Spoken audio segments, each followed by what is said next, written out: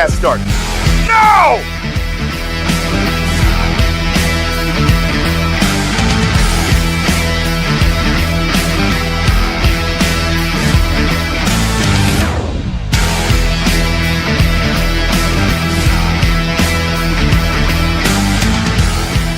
The standard is the standard.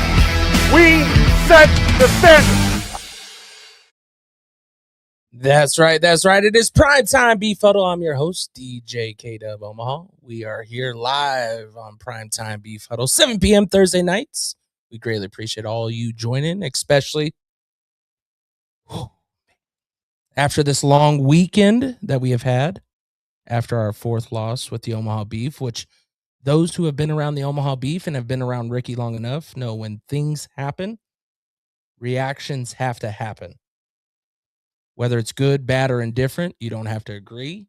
But he has proven time and time again that he's going to do something about these situations. It's not just going to sit here and linger. And today we got the voice of the Omaha Beef back with us. Todd, welcome to the show. Thank you. Is that a good thing, bad? Well, I'll tell you that I saw that apparently you're announcing a Ring of Honor inductee. Yes. And then I was invited to come on the show. Let's just say I made some bad assumptions. Oh, you weren't the silhouette. I'm sorry. You were not the silhouette. It did not match your form. Well, I mean, I didn't think you went out of your way. I thought you just threw a silhouette up. I just didn't. So you didn't think it was like a picture of the silhouette of the person, not of you next to you with you. So you come on in like with the serious drop, and then we have the instant comic over here. Like it is instant, you know. I mean, hey, I'll take it. He thought I was joking. No, I'm sadly disappointed. But well, you know what? This is only number one. Oh, okay. Okay. There's still a shot. There's still time. No, you've seen the show, The Dumb and Dumber. I have a chance. You have a chance. You have a chance. Okay. Just think of that. The Dumb and Dumber. Just think of that. We're here to talk about the last week. I'm like, oh, okay. Well, I mean, we could do that too. I think it's very important. I mean, you and I have a lot in common as far as we have to talk about what we do here and how we do it and what's going on, and we have to do it live without anybody prepping us. You're talking about in game. I don't know if you noticed. Did you see your highlight reel that I did get your voice on there? That's the second time. I just want to let you know. You called me out and you were like, I missed that. He goes like this. He goes, you never make videos where my voice is calling the play. And I go, this is twice. I was a little busy this week, so I didn't miss that. But Kendall, you have to have something to work with too, though. If you're trying to find a highlight. Are you talking like a highlight? Oh yeah, a highlight. Yeah. So it's been a little more sparse than we'd like. But no, in all seriousness, no, I'm happy to be here. We got a lot to talk about and a lot of questions obviously to answer, and we're happy to answer them and kind of walk you through what's been going on. And you know, it's all been good. I mean, we've had to do some tough things, obviously, in the last week. Nobody, despite what anybody thinks, ever wants what we had to deal with. That's not the goal. You know, I mean, that's just not why we do this business. But I mean, everybody knows that we made a coaching change and Coach Negron, you know, I've known him for quite a while here, previous, you know, teams, whatever. You know, let's just be honest. He understands the business. You know, he knows what the job was. And he knows 0-4. I mean, wasn't in anybody's plans, and he knows how it works. So, you know, I consider him a friend, you know, and he's going to get another opportunity at some point. And sometimes things work out better in other places. You know, in this business, we've seen it all the time with coaches and you know, whether it's a better situation or they've learned from it or whatever. And I assume at some point, I hope actually he reaches out to me. I'm always there for him for anything he needs in the future as well. So, you know, it is what it is. And, you know, there's a job still to be done here, and we're moving forward to try to correct that and obviously improve on 0-4. Well, and you know, you have Adam Loftis. You guys announced today, the interim head coach who has been around the program for a while, since 2018 as a coach, but then played as a small tenure, I think 11 to 13. Actually was part of the coaching staff from 11 to 13. Oh, okay. Yeah. So no, I mean, it's I mean, I'll just piggyback on what Todd said. I cannot be more appreciative of the job that Coach Negron has done for us. I mean, whenever we made this decision roughly about a year ago to bring him on in, there was nothing about that decision that went into that, hey, we're going to do this, and then a year later we'll figure something else out. That was never in the cards. And to be honest, I mean, a true testament to coach. I mean, he was all in. Like, he moved here, he got himself established here.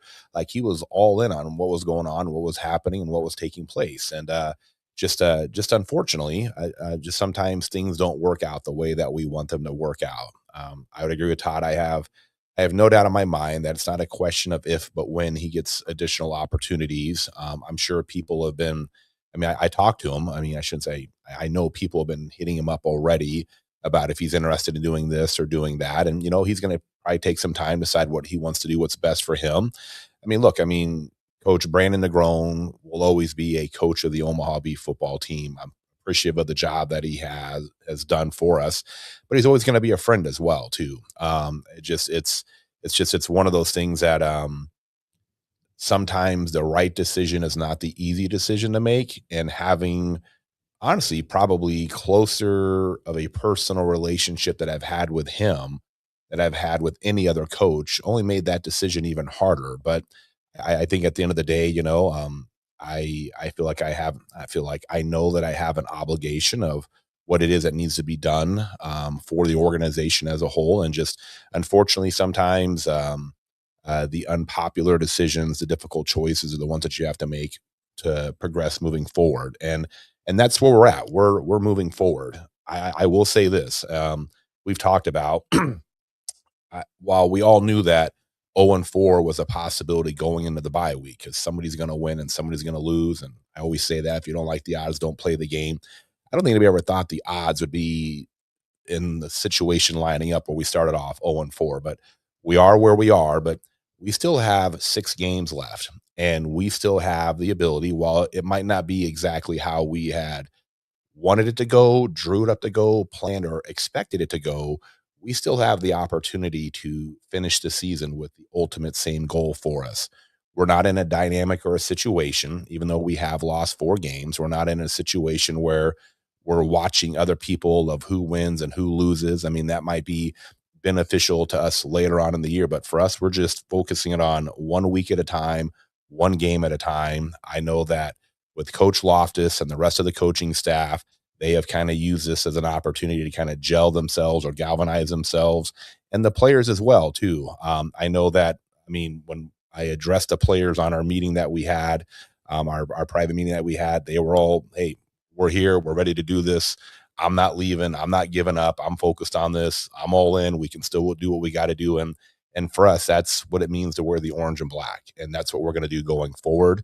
And like I said, we're taking it one day at a time. And hey, here we go. Well, he did admit that things fall on him as the head coach. But here's my question when I look at it.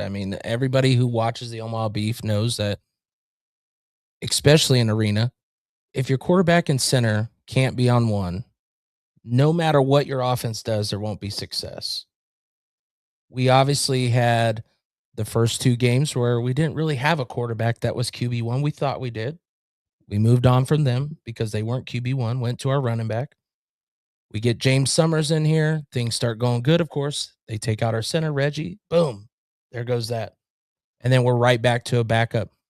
How can we overcome those challenges just right there, along with now the head coaching change? What do you guys feel? How can the Omaha Beef overcome that hardest challenge of the center and the quarterback that we're going to need to get these next 6 games in the Beef's favor? We might have 2 answers. Todd, I'll let you go first. I know what mine's going. Well, what you just described there is, what's really special and difficult about football. There's so many moving parts, right? And, you just showed all the factors that go into it. There's so many moving parts, and they're all human parts, right? So you have so many factors that go into it. And when things go well, it looks easy. But guess what? It's not easy even then, right? It just looks easy, and that's great when it goes that way.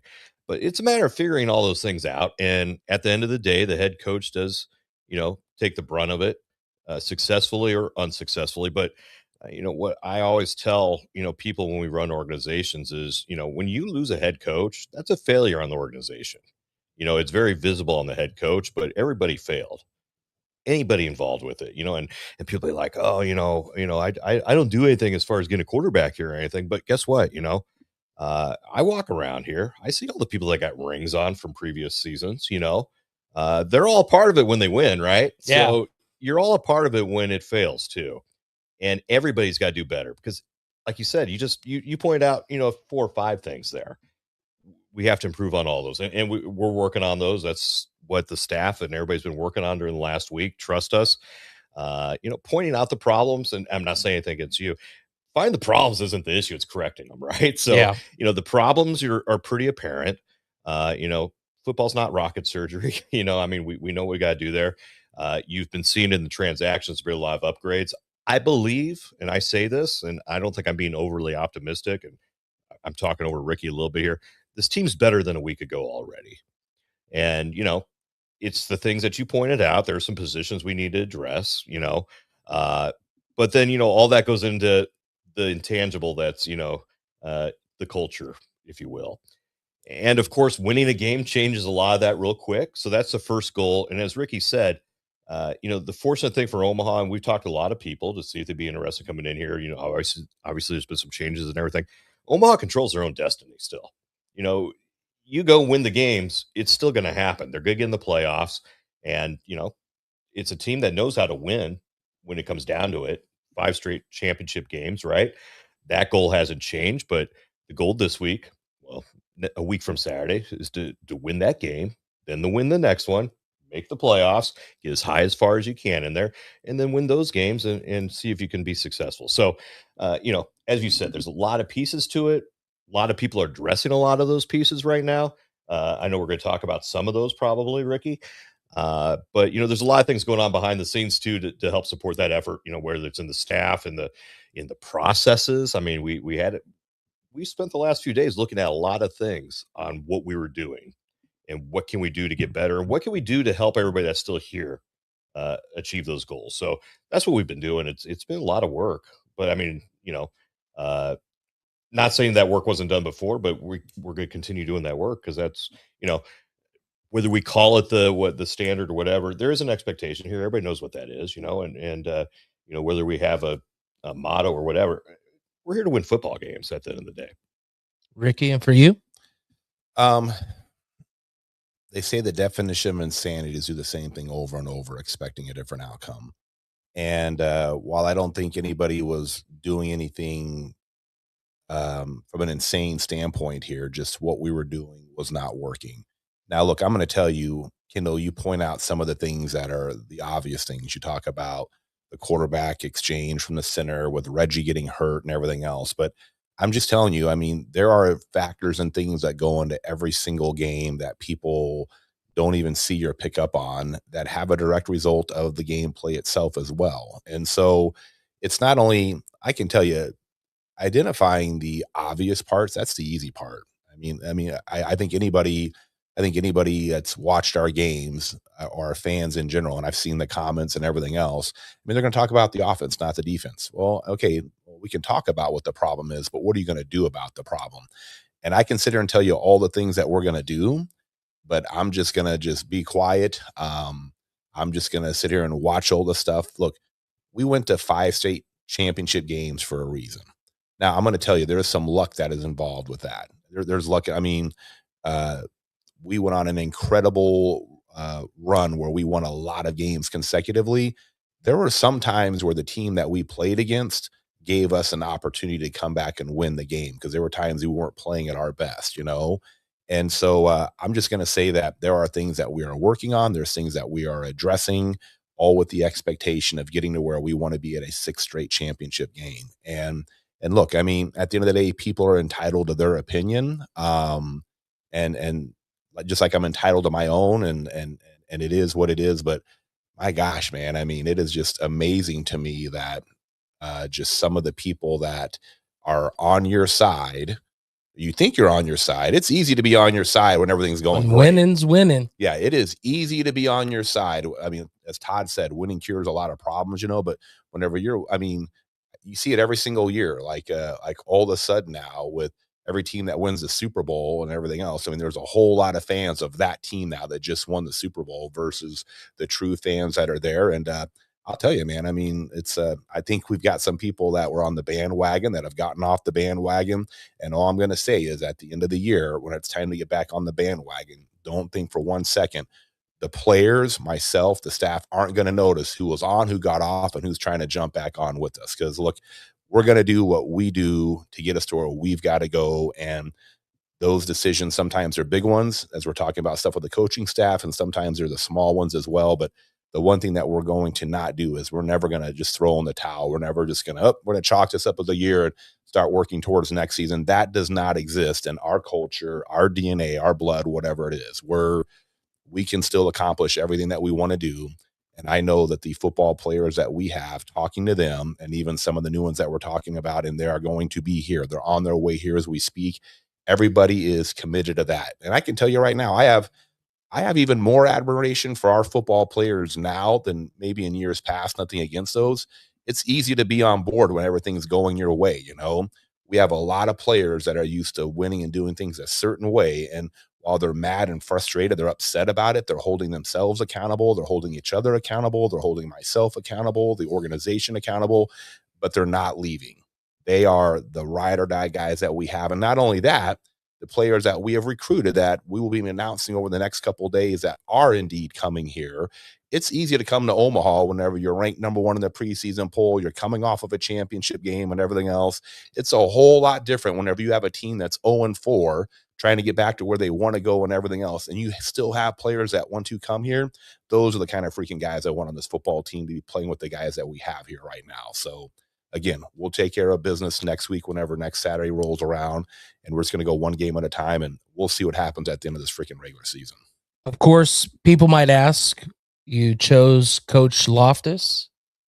Is there a reason why this decision for him to be a head coach for you has never been made prior to this? That people might ask that question, where now he's good for that position for you? You know, I mean, look, Adam's been with the organization for an extended period of time. And look, we've been to 5 straight championship games. And Coach Loftis is the only coach that can say he was part of all 5 of those, okay?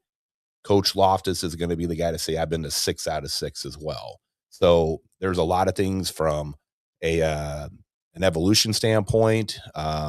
Adam, the last couple of days has been, I mean, he was talking to Coach Jones, you know, we still love Marvin Jones to death. I know we're going to be talking about the Hall of Fame here and everything else and stuff like that. I'm sure it's not a question of if, but when Coach Jones is inducted into the Hall of Fame. But Adam has a network and a resource of people to reach out to that. Adam's got goals that he wants to accomplish, just like everybody else does on the organization. And so, I mean, hey, this is Adam's shot here. And look, if I didn't think Adam could do it, we wouldn't have made the decision that we made to make the announcement for today. And so I'm excited about Adam. Well, I think importantly on that too is also the other pieces. There's a lot of things we still like about this team, despite them being 0-4. So it's important to keep, the continuity into place. And as you mentioned, Adam's been part of all that. And I think we've seen the success on the defensive side of the ball. So, it's important to maintain a lot of that stuff too. We didn't want to just, blow everything up. There's a lot of players, obviously, that are still around, that have been around during all that. We believe in them. And then as Ricky mentioned, there are a lot of players that are upset that we're 0-4. And that's a good thing. I mean, you've seen probably teams, where we're 0-4, that's just what we are. And, and that's a bad thing, right? Yeah. So we like that there are players that are not happy. We like their players that are uncomfortable with being 0-4, right? That's a good thing. That's something we're going to build on. And, not just Adam, but, CJ's still around, George is still around. I mean, we like a lot of things that we were doing. And, so it's important to maintain some of that continuity. And Adam's definitely earned this opportunity. And let's be honest too, this is a developmental type league, right? So people come here to get better. People come here for opportunities, and whether it's a coach, a player, or staff or whatever, that's how opportunities work. Next man up. Here's your chance. Show us what you can do, and make the most of it. Well, and prior to this, I don't know what his situation was. Maybe he wasn't the one that wanted to be a head coach, because not everybody wants that name. And when you do, you might not want the responsibility of what that name means. Well, the hardest thing you can do in this business actually is probably what we're asking him to do, and that's to be an interim head coach, because, we're being honest. Hey, look, we want to take care of this year. We're giving you, the control to do that right now. We're also giving you, obviously, not the most ideal situation to take this position, right? I mean, again, I'd love to take it, during the off season, or if the team's 4-0, hand me those cards. That'd be better. When you get somebody that'll accept this, to do it this way, I mean, that says a lot about them, because it's not ideal. We're not, uh, it could go either way. I mean, we're not, immune to that. We understand that's the business, right? And we believe we have a good path going forward. We believe there's an opportunity to still make the playoffs. But we also understand that we look at the record right now, we're in last place. I mean, you are what you are. And so we're asking him and the whole staff. So let's not put this all on Adam either. We're asking the staff that remains, because we believe in them, to help, build a culture, rebuild that. We've lost a little bit of that. We understand that. We've obviously lost confidence on the field. We're asking them to rebuild that too. We're asking them to do some things that, just in the process that we won't get into, that we believe is going to help them. So they've been working on all of that stuff this week. So, we thank Adam. We think this is his opportunity, but every single one of them's taken on more responsibility too. So, let's talk about CJ. Let's talk about George Martinez. They're all stepping up, and it's up to them. And I believe in them to, get first win number one, then the next one, and then, do everything we need to do to finish the season out. What is the biggest thing that had to change, as far as this is a bye week? Everybody was looking for a bye week for getting better, getting healthy. How was the team able to grasp onto, I know I was probably planning on going home, but I know where I need to be.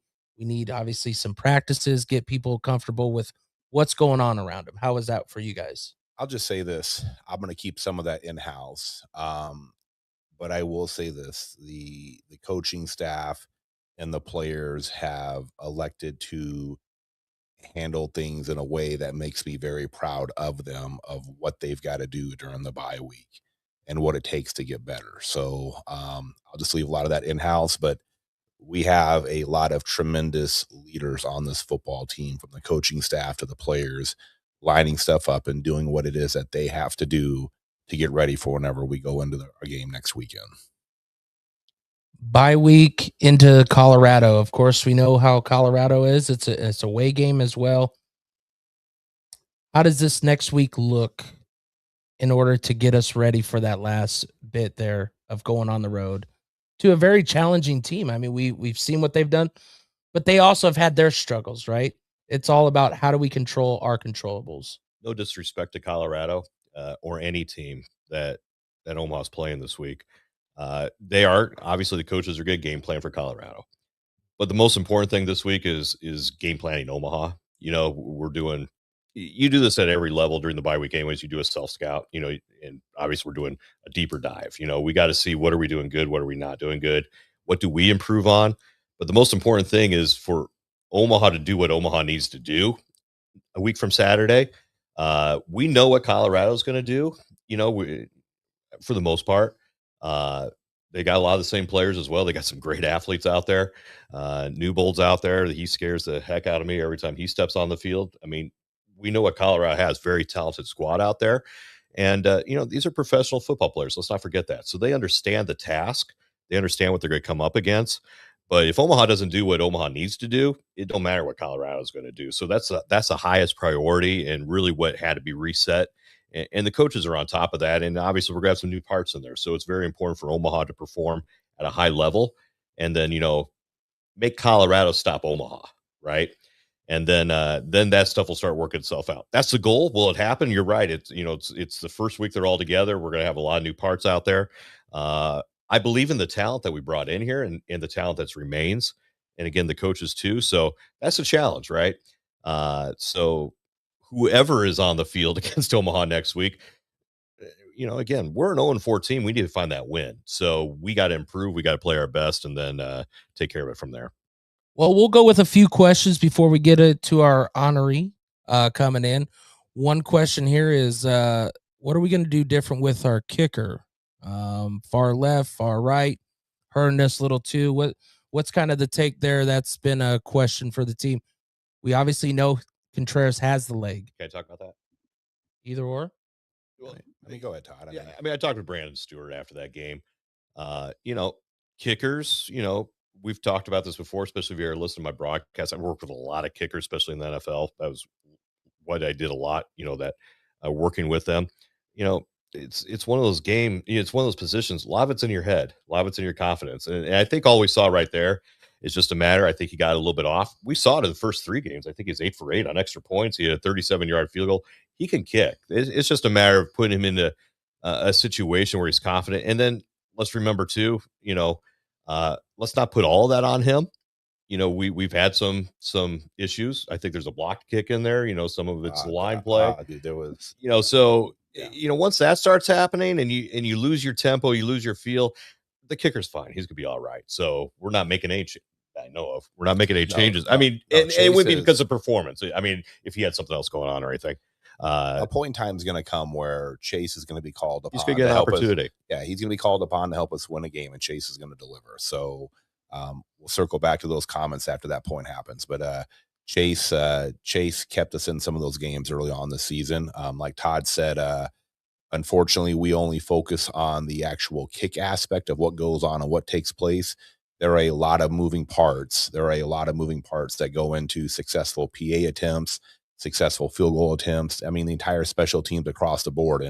And we have multiple things that we need to address and improve upon on the special teams realm, not just focusing on the kicker and what it is that he's doing. Kickers are like the head coach in this situation, right? I mean, I'll just say it. I mean, Chase went for a field goal last week that probably 3 guys could have blocked that kick. And I'm not exaggerating. Probably 3 separate people could have blocked that kick.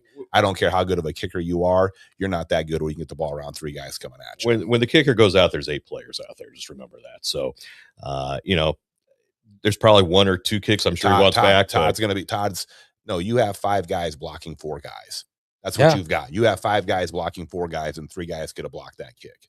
So again, I know that the players are taking responsibility for it. The coaching staff is taking responsibility for it. Again, it's easy. It's really the least of my concerns if that's that makes sense. And then we'll get one last one here. It says, "What role is Todd taking? He sounds like a great coach." Who said that? My mom has passed away 10 years ago. So Arena Football Statement. That guy Duke. He's one of the best in the business. I appreciate the shout out. Well, Todd, I'll let you let the cat out of the bag if you want. If we want to wait for the announcements, we said there was more announcements that are coming. Todd, if you want, go right ahead.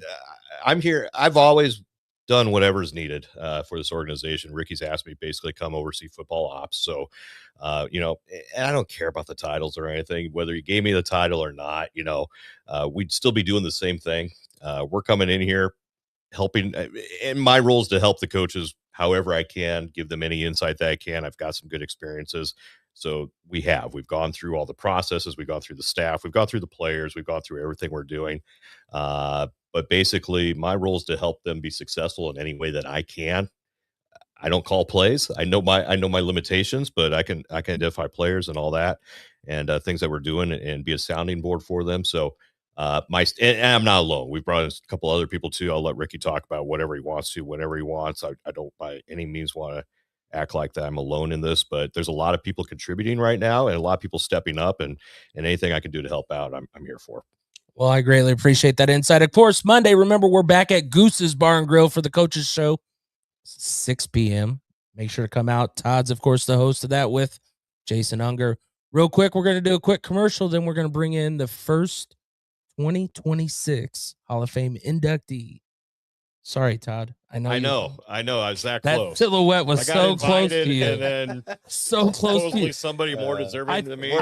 We're gonna do silhouette comparisons here. I think it matched your eyelids. That's about it. I'll tell you, we'll get them. I didn't even match the eyelids. We'll get them next to me. You'll see where there's confusion. There's close. Doppelganger. All right. Well, here we go. Omaha Beef Football. Prime Dancers. Rump Roasters. Slaughterhouse, are you ready? DJ next one. You ready? 3, 2, 1, go! Welcome to the Orange Kingdom. Yeah. Orange Kingdom. Welcome to the Orange Kingdom. Yeah. Orange Kingdom. Welcome to the Slaughterhouse where we run it. Yeah, we really want it. Beef Nation got 'em shaking. Got a ring and we flown it. Prime chances be on it. I bet the competition's no opposition. We come to take and we done it. Ricky is the chief saying, let's go beef. Welcome to the Orange Kingdom. Yeah. Orange Kingdom. Welcome to the Orange Kingdom. Yeah. Orange Kingdom.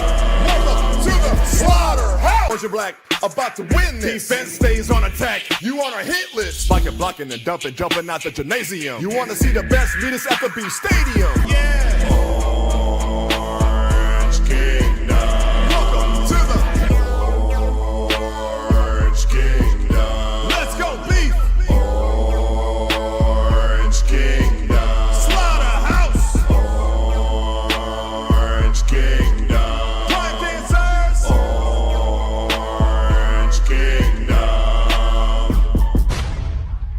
Let's roll, baby.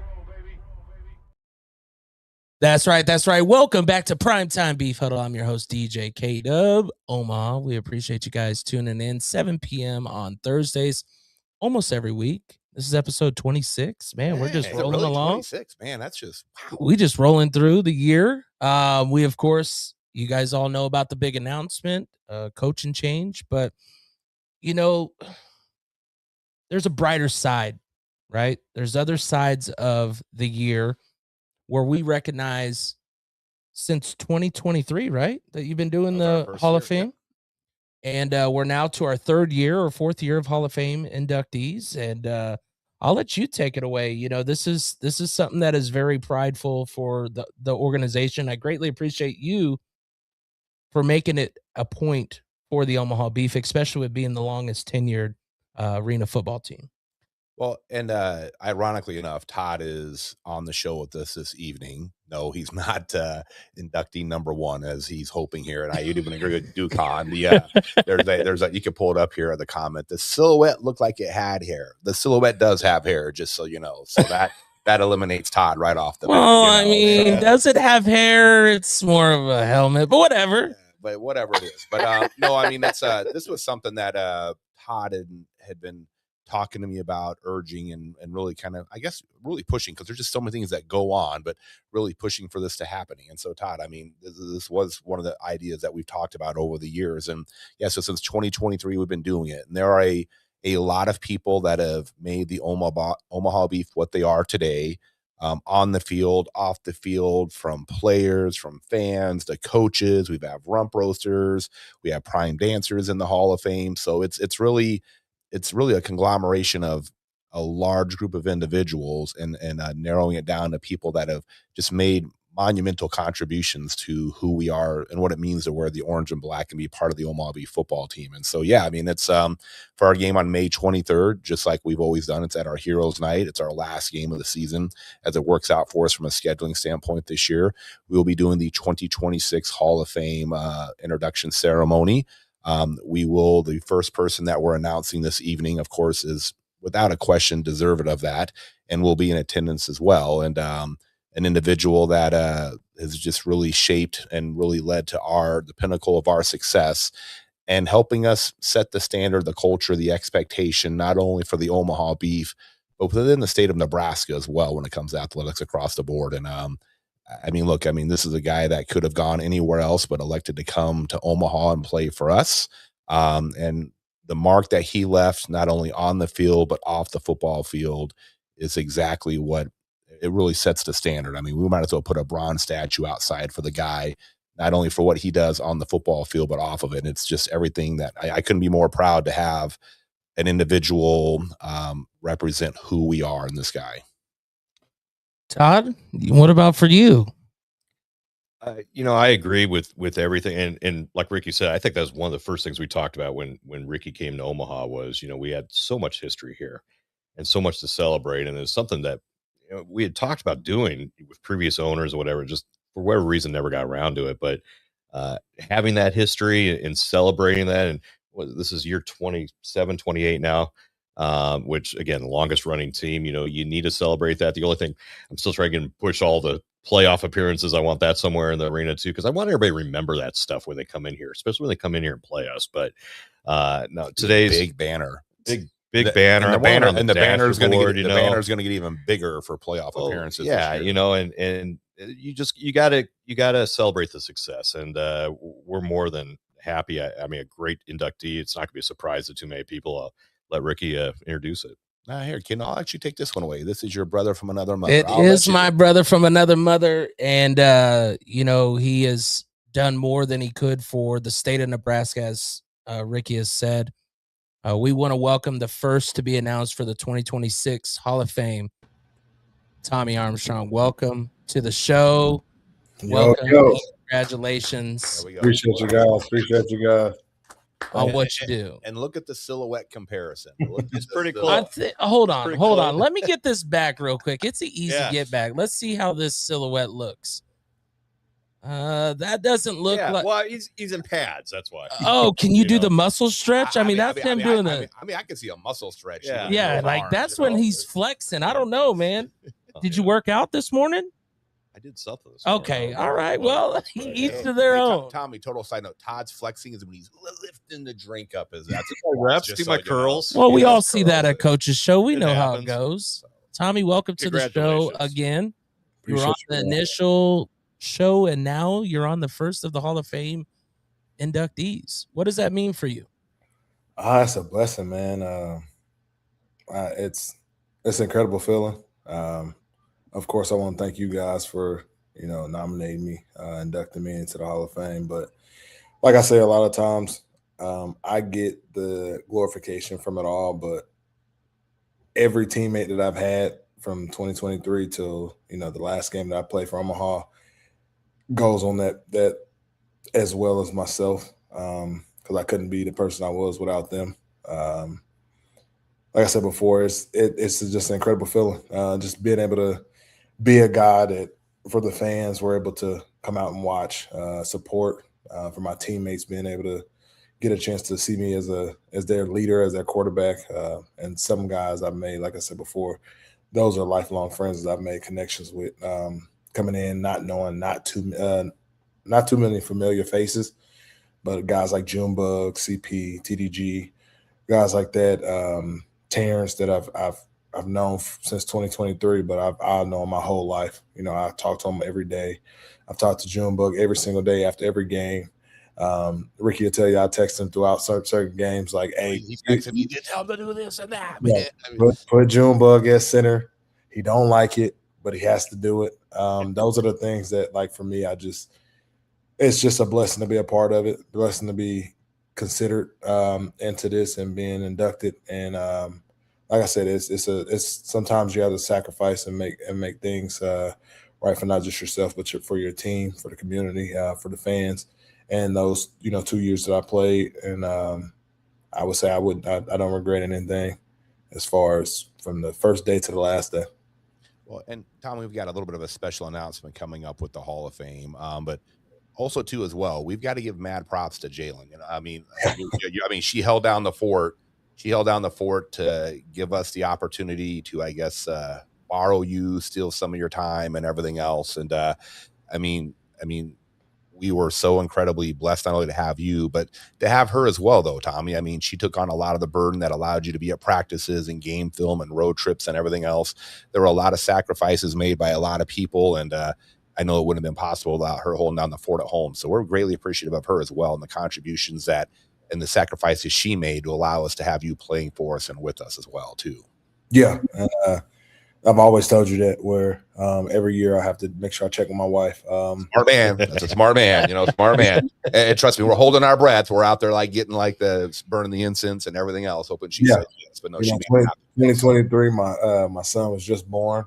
And then 2024, my daughter was born. So, having a 2-year-old and a 1-year-old in a house and me leaving every single day, going on road trips for games and having to be gone on Saturdays. And that's most of the time. Those are the days where, she's solo by herself.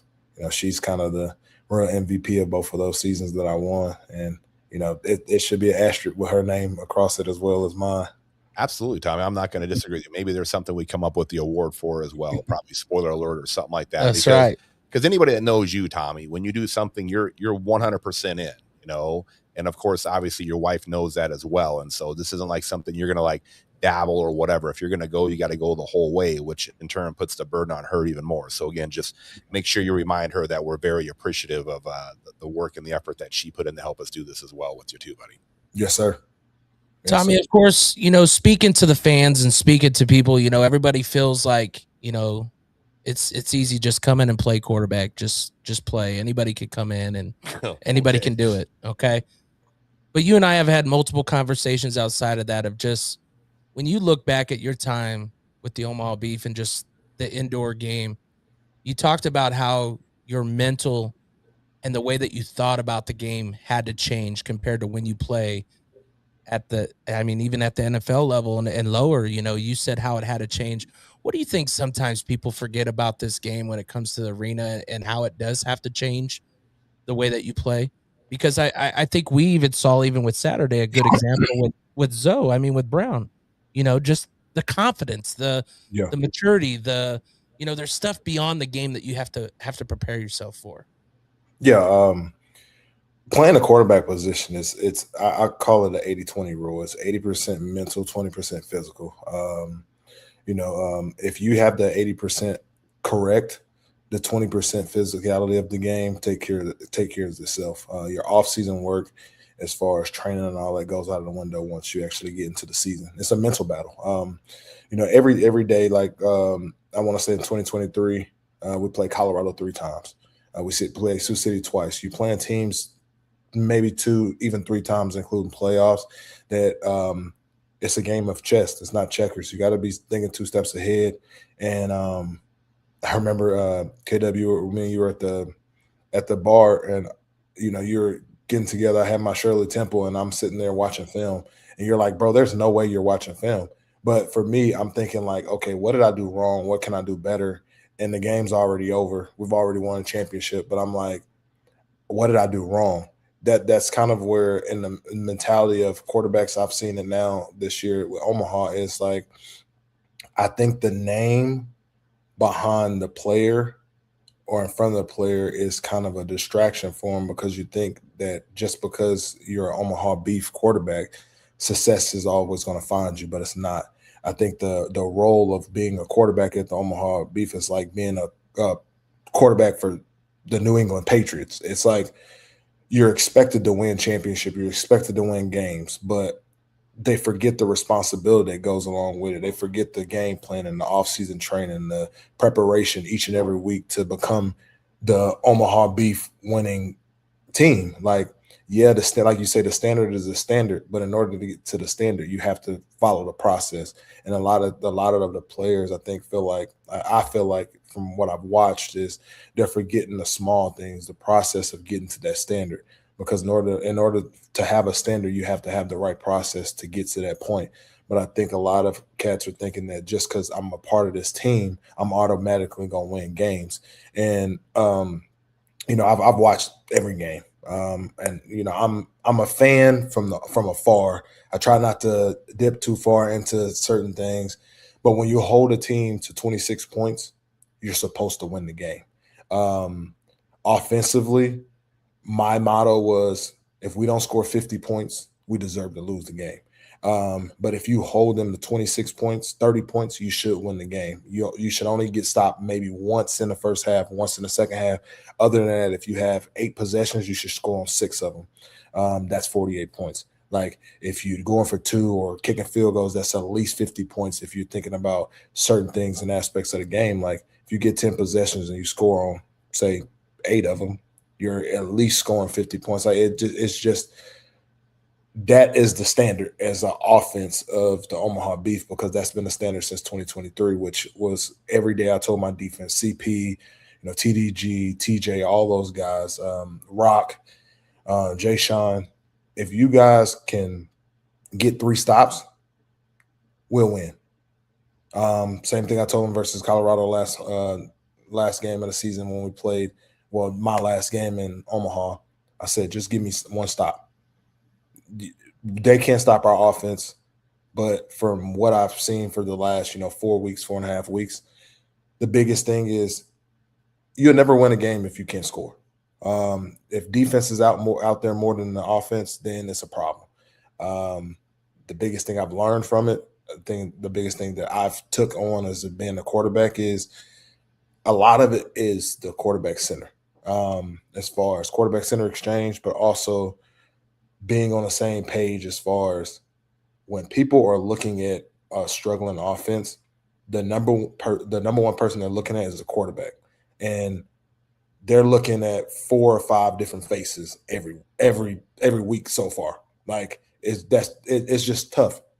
It's tough when you're looking at your leader to steer you in the right direction, but you have 4 different guys, and you have certain guys that have different personalities, but everybody knew what they were getting from me. I was gonna play my butt off no matter what. If we were down, and I still remember it, me and Coach Tatum talk about it all the time. Like, we were down Sioux City going to the fourth quarter, 3 possessions. We can't score. I don't know what it is. It's a fumble, it's a 3 and out, it's a sack, it's a drop pass. I'm like, man, what is going on? But the whole time I'm telling myself, and he's sitting next to me like, you all right? And I'm telling myself, you got it, 10. You got it, 10. Don't. You good. And everybody's freaking out. And I'm like, you got it, 10. Don't worry about it. And they're looking at me like, you good? I'm like, yeah, I'm good. And then we got out there, first possession, score, come back in. I look at the defense, say, give me another stop. I'm looking at guys like Troy. I'm looking at Mac. I'm looking at all of them guys. I'm just like, look, this is what we're going to do. In order for us to win this game, we have to score in at least 3 or 4 plays every drive. There's no 10-play drives. We can't afford it. That is the type of leadership it takes to be an Omaha Beef quarterback. That's what it takes to be a leader, not just a quarterback, but one of the leaders on a team. And you guys have that. But I think the biggest thing is so much forget. There's so many people that forget the process in order to get to that point. Tommy, I was going to say people love the results, but not the work to get to the results is what it is. And Tommy, you playing here, us being who we are, we're going to get everybody's best. Yeah. I mean, we're going to. And so it takes a different kind of player to play for the Omaha Beef, one where every single week in and week out, you've got to play at your best because you're going to get everybody's best. But that's what makes you a better player. But unless you can follow the process that leads to the results, it's never going to happen. Or let me back up. More than likely, the results aren't going to end up in your favor because you're not doing what you have to do to put yourself in a position prior to that. And I agree with you completely, Tommy. People love the results, but they don't love the process. You have to love the work and you have to love the process to get to where you want to go. What I love that he brought up, and I think some fans do forget, and he never forgets. Oh, he never forgets, dude. There was fumbles, there was interceptions, there was mistakes. Everybody expects everybody to run perfect, but even QB1 admits to everybody and is not afraid to say it wasn't clean and purdy every time. We just knew what we had to do. Mm-hmm. Because I say that because that's what I saw at games, like when we're at a watch party this year and there was mistakes happening and they're like, oh, if Tommy was... No, Tommy had mistakes, but he also knew how to clean up and notice it and recognize it and move on from it. One thing I always appreciate about Tommy, though, and he was the same in practice when they were watching film and even during the football game. That's my bad, guys. That's on me. I did this wrong or I did that wrong or whatever. Tommy held himself accountable first and foremost before he applied that to anybody else. So it didn't matter if it was at practice, if it was watching film, and that's my bad read, bad throw, whatever, when they're doing their film study, their film review, or even in football games. Tommy, that's my bad, guys. Hey, pick me up, give me back. I'll get back out there. And I think, that's that quarterback position, the leadership there. And, it's the toughest position, obviously, but the best quarterbacks, who are the best quarterbacks? The guys that have been around, like you look in the NFL, once they've been around 10 years, they start learning the position, right? They learn everything. the key is stick around 10 years, right? You know, I mean, that's so hard to do. So it's a chicken and the egg thing. And you know, and obviously, you know, I mean, Omaha went after Tommy for a long time before they actually got him, but he got so much experience I throughout. still remember all the those story years. of the Oh, my $200 gosh. wing The charge. wings So at does the, Tommy does. down at the watering hole. Oh Yeah, my we goodness. we were eating wings for freaking a week and a half. Tommy walked out of here.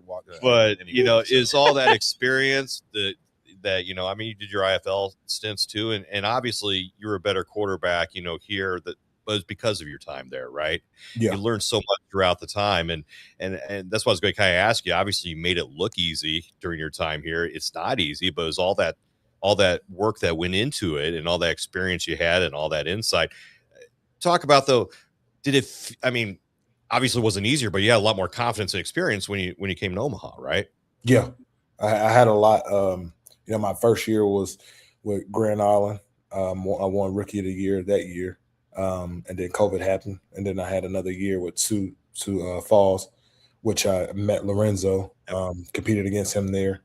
Ended up having a high ankle sprain, was out for the rest of the year that year, and then that's when Coach Tatum called me and was just like, "Hey, I'm gonna be up in Omaha." I was like, "For what?" He's like, I got the offensive coordinator job there, and I want to run the Sioux Falls offense. And I know you've ran the Sioux Falls offense from 2020 to 2021. And I'm like, well, let me talk to the wife. I'll see you. And he was adamant this time. And that's the one thing.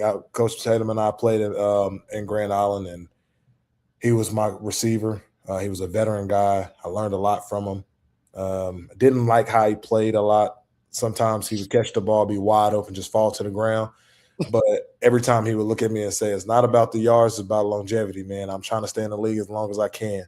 And I had to respect it. You know, me being a rookie at the time, I didn't really understand it, but then I started understanding like longevity, being able to take care of your body. And once he showed me the playbook, I was just like, all right, cool. I know what it takes now. You know, I was Rookie of the Year. I got a chance to play behind Lorenzo at 2020, competed with him 2021. I got hurt, but I'm like, this is right down the road. Like, this is what I want to do. I want to get a chance to kind of, you know, start off fresh, get another chance to play in front of Nebraska fans. And the first day of practice, Coach Tatum's like, you know, we got two quarterbacks, limited offense. I want to know what you can do. And I looked at him and I just said, you can call anything, bro. I know this offense already. And he looked at me like, what? I was like, call whatever. And I think that was the first day the offense beat the defense all year at practice. And then that's when, you know, Reggie, I started connecting with Reggie, started connecting with Junebug. And they looked at me and was like, this is a sigh of relief of having a guy that can kind of command the offense like you do. And you've only been here for 2 hours. And just hearing that from them, I was just like, okay, cool. They already believe in me. What can I do to, you know, get the others, you know, 4 guys to buy into the system as well? And that kind of hit home for me, which, like I said before, it was just more of, I got a chance to play in my eyes at home. Yep. Like, a lot of people can't say all they had to do was drive 40 minutes down the road to play a game, and they get to go home and sleep in their bed. So, you know, I didn't have an excuse. I didn't have an excuse of saying, you know, well, I don't get to see my family. I got to do this. Yeah, that was a sacrifice I made, but at the same time, I got a chance to play in front of my kids, my wife. I won a championship in front of my daughter. I won a championship in front of, my son first, then my son and my daughter. So I got 2 pictures that I can have forever that I can say, Dad won 2 national championships. The first year you was born, Tatum, and the first year that Noah was born. And I got to hold the trophy with both of them being. What we're saying is we need a third Armstrong coming in the mix. Is what we're saying. We need a third one coming. You know, I'm just joking, Tommy. Tommy, of course, you know, the fans asked, you know, what was the reason for your retirement? What was your verbiage straight out of your mouth? No one else, because everybody thinks they know and thinks that they can put words out there. Oh, it's because of Ricky, or not saying they did. I'm just throwing Ricky under the bus, but what was the real reason? Why for you? Why now? I felt like there was no other better story to write. And I kind of mentioned it earlier, which was my daughter being born, my son being born, my wife making a sacrifice, my wife taking on a new job role throughout the time as well. It was more for me not just thinking about myself. Now, if my son and my daughter wasn't born, I could have played for maybe 5-6 more years. But that being done and our life changing, and I say our life because my life didn't just change, it was my wife's as well. She made a lot of sacrifices in those 2 years. I saw firsthand, like, okay, cool. Like, I'm enjoying myself by playing, winning championships, winning games. I get the limelight of everything, but my wife is in the back. And yes, she's celebrating, but I think she needs to be celebrated a little more than what she really is, because like she's really the one that's, it's kind of like I'm the quarterback of our life, where in offense and football, the quarterback gets all the limelight, but you never really give the flowers to your O-line or to your receivers that's making the plays. Everybody just says, wow, that quarterback's good, but don't really realize how much work the other people are doing in the background. And I feel like that was the same with my wife, which was like, I'm getting all the limelight, all the success, all the fans and the trophies. But my wife's at home and she's working hard. She has a job. She gets right from her job to taking care of the kids. And I'm going, as soon as the kids get home, I'm driving to Omaha for practice. And I'm going till, 10 or 11 o'clock at night, sometimes even later if practice is not going well. And then I get home and I see the kids right before they go to daycare, and that's about it. So it was more definitely with my shoulder having surgery, but at the same time, it was just more of like I couldn't write a better story, which was, man, I did everything I wanted to do. My mom got to see me play. My nephew got to see me play. My kids got to see me win championships. I got to do everything I wanted to do. And that was the one thing I've never done. I've won big games, but I've never won championships. And I had 2 of them. And I never lost at Omaha, which a lot of people can't say. I've never lost a game in a Slaughterhouse, and I plan for it to stay that way. There you go. Oh, man. Well, Tommy, in addition to everything that you did for us as an organization, you did for the state of Nebraska fans. I mean, I would always comment to people about how you would stay out there till the last fan, taking a picture, spending a moment with them, having time with them on the football field and everything else. Of course, like I said, our Hall of Fame game is going to be on the 23rd. Tommy's going to be in attendance for that, which we'll be excited about that as well. There will be some additional announcements about that, but this is a first for the Omaha Beef. And I guess, Tommy, we'll talk a little bit about our upcoming partnership that we have, talking about the TA apparel that Kendall's about to drop for everybody right now. And he's going to put the link in the comments and everything else. Let's just talk a little bit about that, Tommy. It's something I'm very excited to kind of roll on out and something for our fans to be a part of. And we'll kind of turn it over to you, my man. Yeah. Biggest thing after, getting the spill that I was getting inducted into the Hall of Fame, I thought immediately of the fans. Wanted to make something, in my opinion, affordable for my fans, because a lot of times the fans don't really get the glory of everything. So we came up with, my championship edition, I would say, Hall of Fame shirts for the game, for kids, toddlers, parents. We have limited edition ones, which are white. I love short sleeve hoodies. So I was gonna say Tommy is a short sleeve hoodie guy, and they have 2 designs where Tommy worked with the artwork team, and yeah, I'm sure that's the first thing they worked on was a short sleeve hoodie for Tommy, just so you know. Yep. That's what I mean. And for once, we see him wearing something different than a New Orleans Saints hoodie for once. You know what I mean? Yeah, look.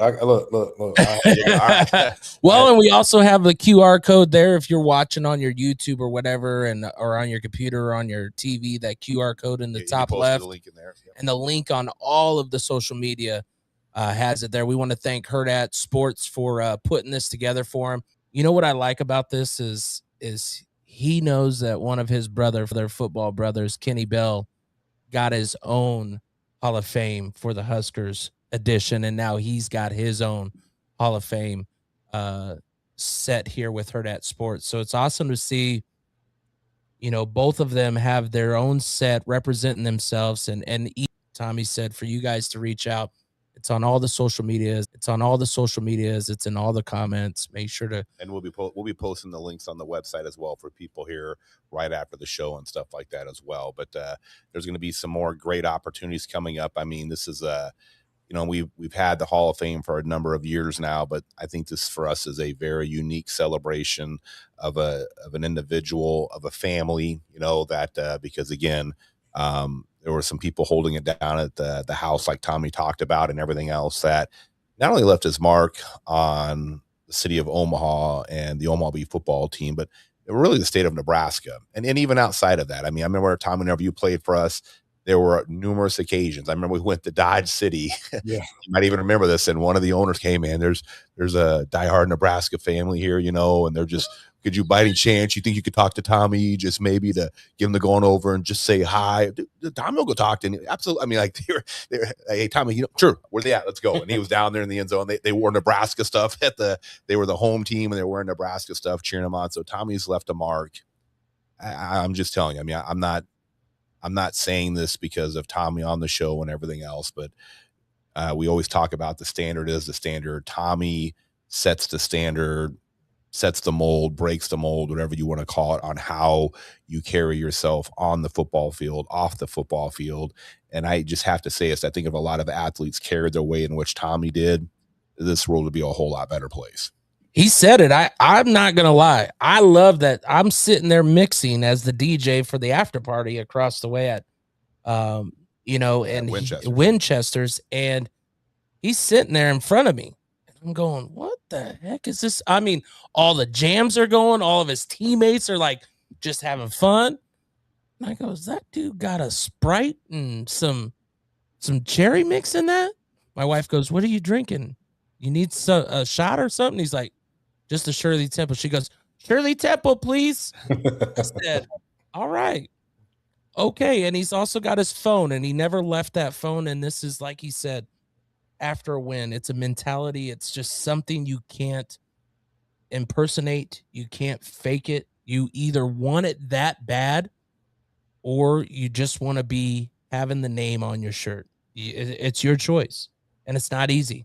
Yeah, well, like I said, I think it's going to be an opportunity for our fans to participate in really what's going to be I mean, it's a generational player, a generational individual left his mark on something that is just so much greater. I mean, and I'll say this real quick. I mean, I'm a big sports fan, like what I think everybody else is. I mean, Tommy mentioned Tom Brady, and you watch that show, The Last Dance with Jordan, and you always hear about stories where players just have like that it factor and how they make everybody around them better. And just how, like, just no matter what, they're just gonna. I mean, I had a front row seat to that for 2 years for Tommy playing for us for 2023 and 2024, and man, he helped us get really, really close again last year. But it just the stuff you always hear about in these documentaries and everything else. I mean, Tommy, I had a front row seat to that with you. I mean, it was no matter what, we've got this guy over here with us. Well, and I mean, with you calling games, you've done it long enough. You've been around so much talent. It was definitely fun to do. I'll tell you that. You gave us some highlights, but I mean, the best testament too is, you see how difficult it's been to replace Tommy Armstrong, and there's no replacing, dude. There's no replacing. Or moving on afterwards. So, I mean, that's testament to you and the standard you set and what you achieved. So, congratulations to that. And, fans obviously enjoyed that, and trying to replicate it again is easier said than done, obviously. So, yes, sir. Well, we appreciate your time, Tommy. We know that we'll be seeing you here May 23rd, like Ricky said, for the Hall of Fame game. Yeah, we're gonna set up some stuff with some meet and greet opportunities and activities and stuff like that. But yeah, I think I got word of this from someone up above, not from you though. I heard that I was possibly needed. I don't know. I guess we'll see what happens. What gets announced. Well, we're only rolling out the best for Tommy, so don't worry. You don't have to worry about. Oh, okay. Then I don't be there. Yes. Just kidding. I'm talking trash like always. But no, like I said, we're gonna. You got the QR code on there. It's going to be a limited edition. Now they do have some stuff built in there that if you get your order in place by a certain timeline, you're going to be guaranteed to have those items at these events and stuff that we're going to be doing. And again, it's just really a celebration of really having a once in a generation person come into our lives and leave the mark that just will never be duplicated by anybody else. It's very, very special to have him here. Again, like I said, not only what he did on the football field, but off the football field. And again, I've seen the designs. I'll be ordering some of the stuff myself. I might even play ultra fanboy for once. I've never once asked Tommy to sign anything for me personally. Me either. I will be asking Tommy to sign one of these for me. I don't know if I'm going to get the short. You're going to get hoodie. the cutoff. Yeah, You're going to get the cutoff. Let's go. Yeah, we'll see. See Ricky in the cutoff. I mean, who knows? I might even like try it on at home in front of the mirror when nobody can see me and see if it fits the same as well. I might even take a selfie and send it to Tommy and say, you ever share this, or I'm going to kill you or something like that. I'm going to revoke your Hall of Fame membership or something like that. I don't know. Todd, I'm sorry it wasn't you. I know the silhouette. No, you and Tommy have a lot of similarities. It's a tough choice, but I think you guys made the right choice here. But I'll tell you what, there's about 2 minutes of this interview I'm going to carve out. That's going to be our intro speech to when we bring the players in, what it means to be a beef player, what they have to do to be successful. I mean, he laid that out right there, and I think that's going to be must watch. And look, and I got to circle back here, Matt. I was so busy running around. I see Matt Clark. Matt Clark's already jumped on and bought 4 shirts and paid for and everything else and stuff. Matt, thank you again for everything you did for us. It was great seeing you at the game. I did a double take, but you know how I am on game day and stuff like that. And then I meant to go holler at you at Winchester's. I did not. I got to talk to your better half, so I don't think anybody blame me on that. Again, tell Jen I said hello, but no, I mean, again, like I said, this is I think for me, not only as call it as a fan of the organization, it'll be one of those things that I think on May 23rd that I think I'll remember for the rest of my life. I was here on this day, on that time, whenever Tommy was inducted in and everything else and stuff. So, I mean, it's a great night. It's going to be, like I said, and we'll be talking, maybe we'll get Tommy on the show live leading into that, I mean, we'll figure some stuff out, more stuff for fans and everything else for sure. So we'll put there's a lot of comments here. We appreciate all those who have dropped comments throughout, I mean, you got even Derek Curtis, that's why he's a mentor, I have to, Draco's dropped a few things on here, but it was like a lot all at once. No one's forgot about you, Draco. I mean, I know the team remembers you playing for him in 2023 and that, wonderful championship. I never got to meet you, so I'm sorry. I don't know you in that fashion, but I know you dropped something in here thinking, I promise there's a lot of comments. We can't get them all, but we do greatly appreciate everybody tuning in. Monday again, coaches show. This staff is going to get this team going in the right direction. Tommy, thank you again for joining us all the way down from Texas. Yes, sir. And until next time, always remember, you know what it is, right, Tommy? Go Beef! Welcome back to the Omaha Beef Coaches Show. We're going to discuss with him everything going on here. We want to set the standard. We want to give our fans the best thing possible that we can.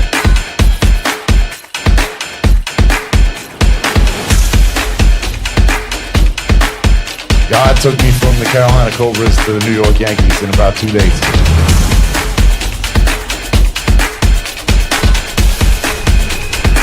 I just love Omaha.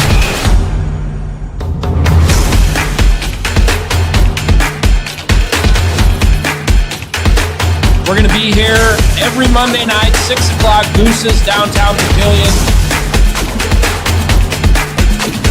Let's get this started now.